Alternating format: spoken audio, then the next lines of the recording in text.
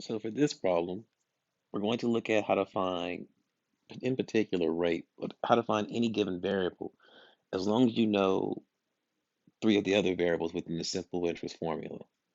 And here it says if you want to earn an annual rate of 10% on your investments, how much to the nearest cent should you pay for a note that will be worth 5,000 in 9 months?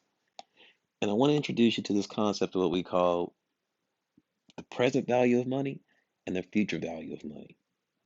Right now, here's what we know.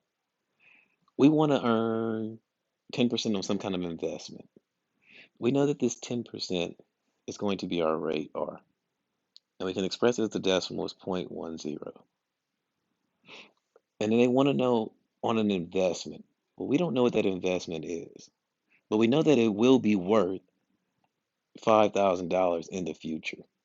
So this right here is what we call the future value. And we refer to the future value sometimes as the letter A as well, which is the ending balance. That's your future value. So our future value is going to be worth 5,000, and that's our A. And we don't know we're looking for what we call the present value. How much do we have to invest now?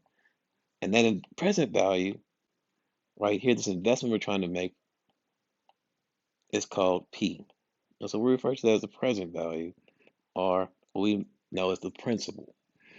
So generally speaking, the A is going to be our future value, and the P will be our present value. And we want to do all of this in 9 months T. And remember, T has to be expressed in years. So this would be 9 out of 12 months again. So we set this up. We know that, again, the simple interest, A is equal to P times 1 plus RT.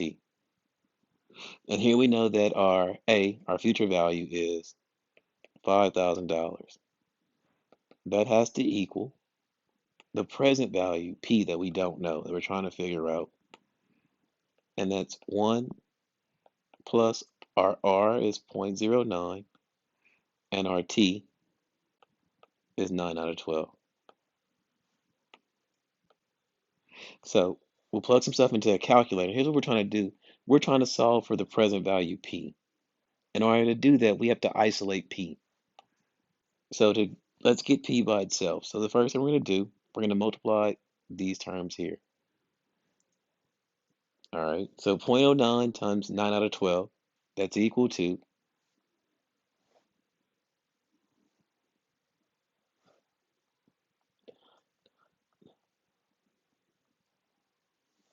0.0675. So what we have is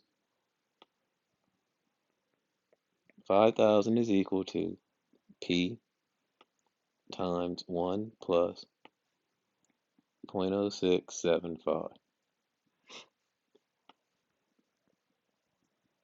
This right here, we add next. Here's what we're going to get. 1 plus 0.0675 is just 1.0675. We're multiplying that by P. And we know that all of that has to equal 5,000. So we're going to solve the equation for P. To isolate P here, you're multiplying. To undo multiplication, we use division. So we're going to divide both sides by the things we don't want, which are 1.0675.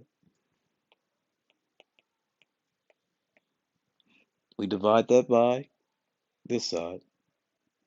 And so 5,000 divided by 1.0675 is equal to $4,683. And remember, rounding to the nearest cent, that's 84 cents. And that equals your principal. So this was me solving for what we call the future value of the money, or the present value of the money, P. In theory, as long as I know three of these variables, I can always find the fourth. So if I know A, in this case I knew A, R, and T, I could find P. If I knew P, R, T, I could find A. If I know A, P, R, I can find T. So as long as you know three of the variables in the formula, you can always find the fourth.